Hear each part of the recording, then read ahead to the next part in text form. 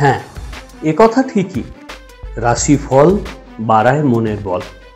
কারণ রাশি স্থির, গ্রহ ঘুরে বেড়ায়। অর্থাৎ মেষ, বৃষ প্রভৃতি রাশি আকাশে পরস্পর ঠিক একইভাবে সাজানো আছে। তাদের নিচে রবি, চন্দ্র প্রভৃতি গ্রহ মেষ থেকে বৃষ, বৃষ থেকে মিথুন, মিথুন থেকে কর্কট এমনি করে সরে সরে যাচ্ছে। সব গ্রহ একই রকম গতিতে এক রাশি থেকে আর এক রাশিতে যায় না। আবার একই গ্রহের গতি সবসময় সমান থাকে না।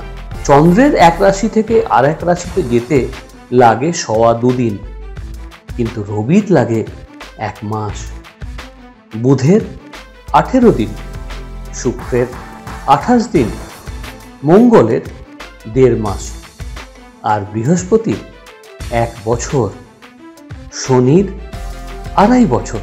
তাই রাশিফল পরিবর্তন হবেই। রবি এক রাশি থেকে আর এক রাশিতে গেলে আমাদের 1 মাস শেষ হয়, আর 1 মাস আরম্ভ হয়।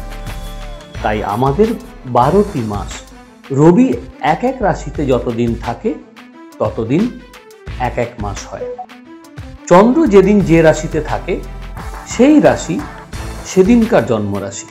মনে রাখবেন, রাশি 12টি, গ্রহও 12টি।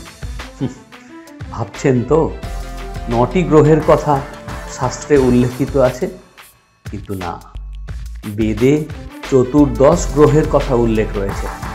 দেখুন, প্রজাপতি ইউরেনাস, বরুণ নেপচুন ও রুদ্র প্লুটো, এই 3 গ্রহের আবিষ্কর্তা পাশ্চাত্য দেশ। কিন্তু আরও 2টি গ্রহ আবিষ্কৃত হবেই। প্রজাপতি ও বরুণের যথেষ্ট প্রভাব আছে, তার প্রমাণও আছে। তবে রুদ্রের প্রভাব সবসময় সমান থাকে না। তাই রাশিফলের সম্পূর্ণ বিশ্বাস রাখতেই হবে। সেই কারণেই 12টি রাশির বিভিন্ন সময়ে বিভিন্ন দশা তৈরি হয়। আর শুধু রাশি নয়, মানুষের জীবনে প্রতিটি মুহূর্ত জুড়ে আছে গ্রহ, নক্ষত্র ও তিথি।